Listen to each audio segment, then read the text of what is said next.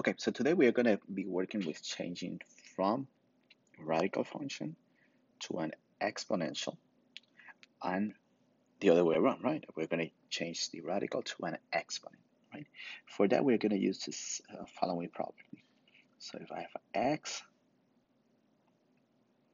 to a over b, that is equal to the radical b x to the a. As you can see, the denominator of that fraction is the same as the index, right?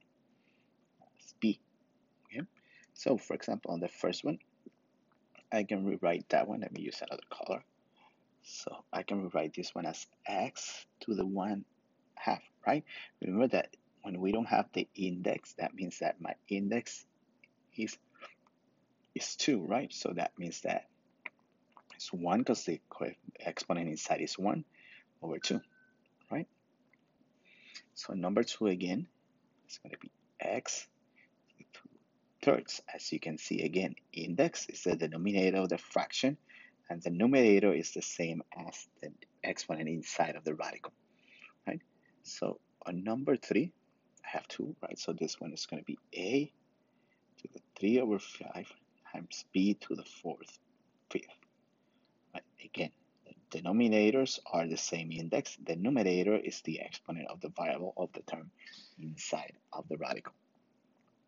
Okay. I want to simplify now using those properties. So this is the same as, I can rewrite this one as the square root of 64, right? So that means that this is just 8. That's it. Okay, number 5. I can use it, I'm going to show you 2 different ways. The first one is that I'm going to write it as exponents, as radical, sorry. So the square root of 11 times the square root of 11. I can multiply those two because they have the same index. So the square root of 121 at the end is 11.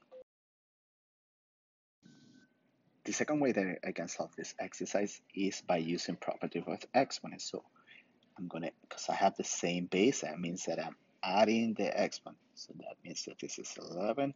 1/2 plus 1/2 is 1. So this is the same as just 11. As you can see, it's the same, right? That's another way of solving that exercise. Okay. So in this case, again, this one is easier for you to solve as 3 square root of 3 square root of 2 because the bases are different. So when I multiply them, this is the square root of 36. So this is just 6. Number 7, I have the square root of 625. So that means that this is just 25.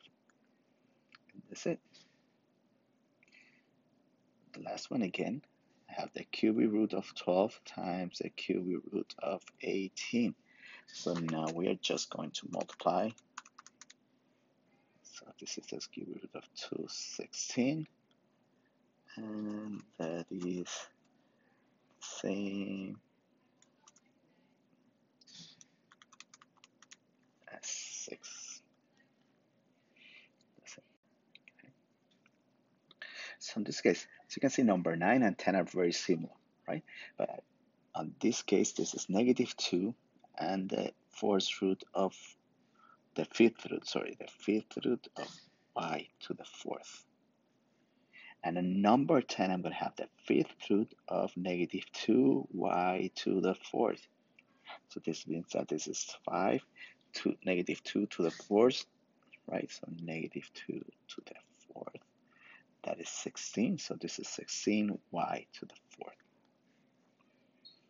Okay. And the last one, properties of exponent, that negative means that I'm looking for the reciprocal. So this is the same as 1 over d to the 3/2. So this is the same as 1 over the cubic root of d, sorry, this is the same as the square root of d cubed, right? So now I'm just going to simplify. So this is the same as d square root of d, right?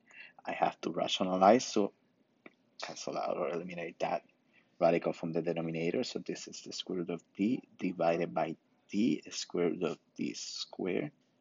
So this is the same as the square root of d divided by d times d. So this is the square root of d divided by d squared. And that's it.